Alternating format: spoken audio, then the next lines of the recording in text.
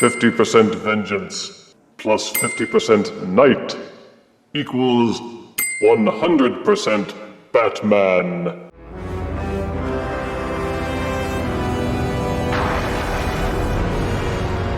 It plays that music every time he comes into view. From the DC Multiverse line of figures, wonder where they got the inspiration for that.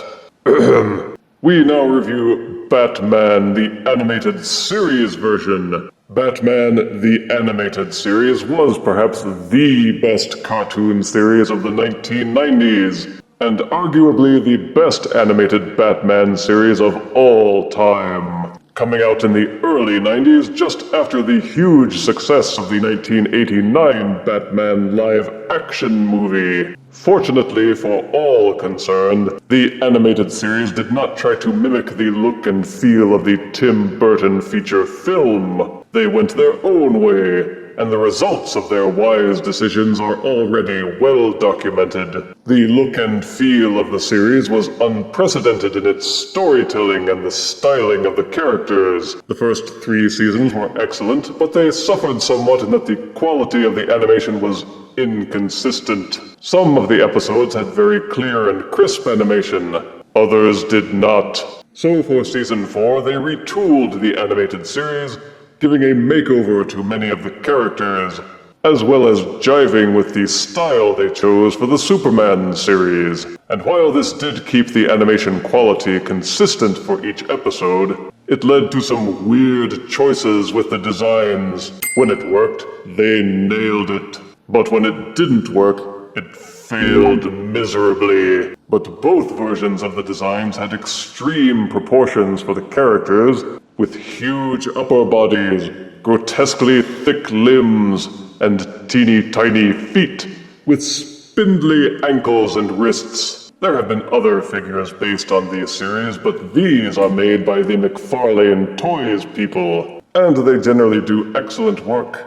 The box is simple and rectangular, with the figure name off on the side.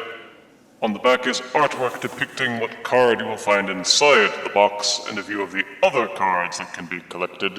On the side is the name of the figure, so there can be no mistaking which one you bought. Anywho, let us unbox Batman and see if his ankles can support his weight. Out of box, DC Multiverse Animated Batman comes with a collectible trading card that mirrors what appears on the back of the box. A black plastic disc with a little peg that sticks up, which comprises the figure's display stand. Don't lose this. He comes with 2 open palm versions of the hands, a Batarang accessory, and his trademark grapnel gun. And this is Animated Series Batman out of box. In terms of appearance, this figure is a Frankenstein's mishmash which combines elements from both phases of the animated series.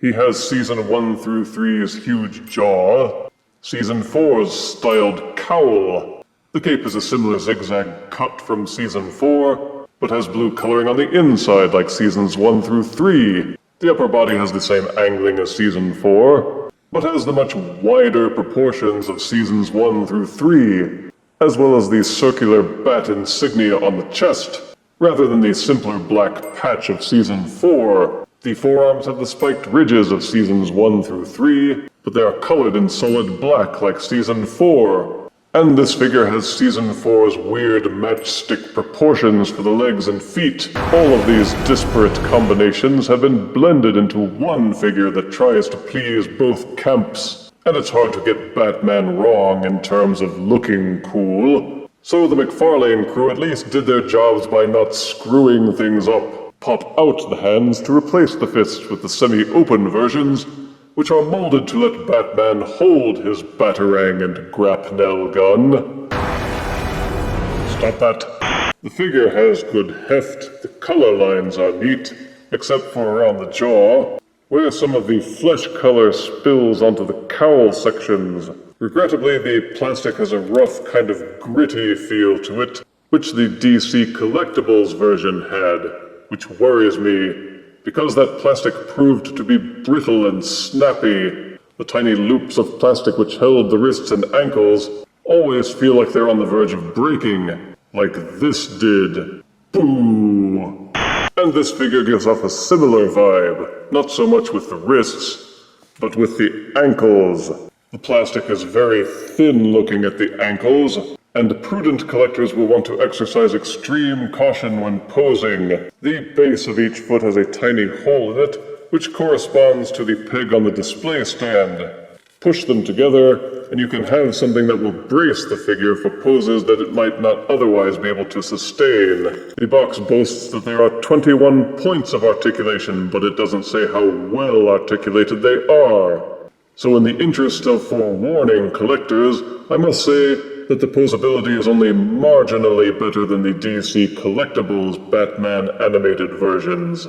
The head is socketed in, but it's so tight against these rubber cowl sections that it won't hold any poses and keeps pushing back to its default frontal pose. It will tilt slightly up and down, but it always feels like you're fighting the cape with this one. The shoulders have a ball socket section on the inside which will let the arms angle in and out. It will also rotate freely at the shoulders, or it would if it wouldn't bump into this ridgy plastic at the cape. It will rotate at the upper bicep, but this curvature in the plastic keeps it from rotating too far.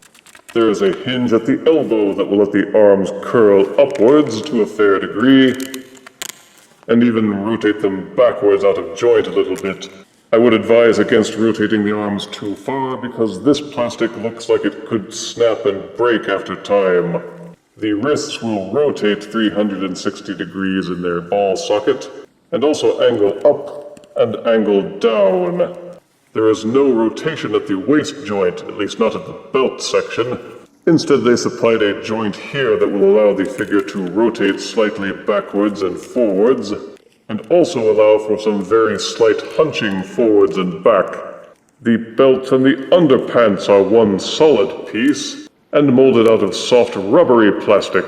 This allows the legs to rotate forward and budge up against the underpants. There appears to be a ball socket and hinge combination underneath, but I advise caution when posing this Batman figure because I have had figures with this kind of setup before, and the hinge section of the plastic that connects the legs snapped in half. My Rocketeer figure suffered that fate. The plastic snapped off at that joint, and I've been forced to use poster putty to keep it held in place. If anyone knows a decent way to repair that kind of damage, I'm all ears. Email me. Boo!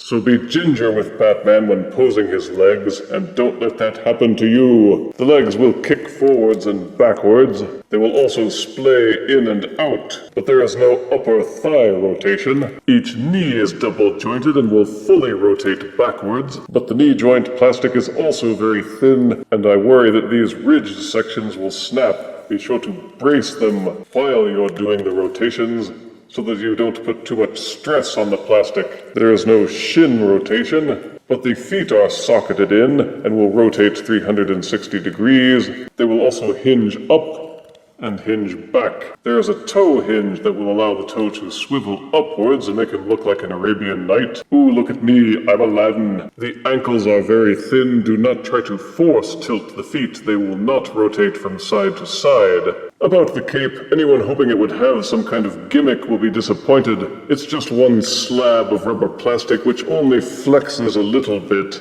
People who make these figures always have a problem with capes.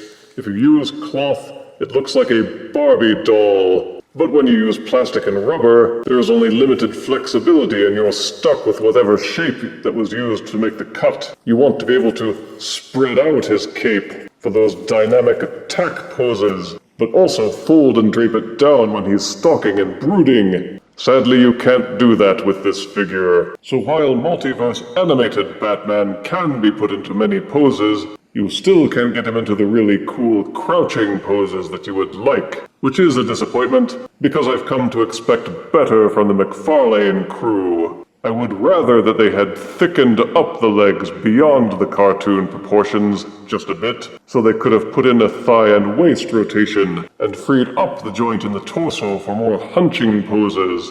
and also beefed up the ankles to add a side-to-side tilt. That would have gone a long way to making it truly superior. For size comparison, here is DC Multiverse Animated Series Batman next to DC Collectibles Animated Batman. Here is animated DC Multiverse Batman next to New 52 Joker.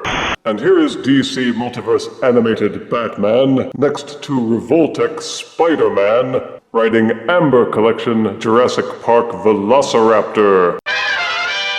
Fans of the animated style for Batman will doubtless be drawn to this figure. Positive aspects are that it captures the essence of the animated series and does a good job of combining elements from both design aspects. It comes with a few neat accessories, and while the stand seems simplistic, it actually is helpful in keeping his poses and preventing him from falling on his back. And it's generally a better version than the DC collectible Batman. It's larger, it feels a bit more durable, and you can buy this in stores, rather than having to trawl for it online. It's decently painted, decently sculpted, and also decently priced. Negatives are that while the styling is cool, it severely hampers the articulation. There are parts of this figure that feel worrisomely prone to breaking over time. The figure is extremely top-heavy, and the skinny proportions of the legs and ankles mean that this figure will almost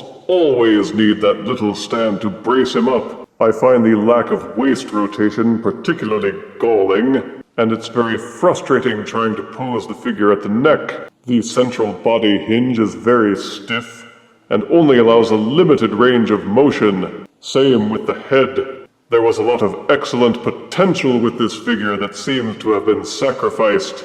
But if you got the DC Collectibles version, and it's broken, then this is a good and affordable replacement. I give DC Multiverse Animated Series Batman 6 out of 10 deaths.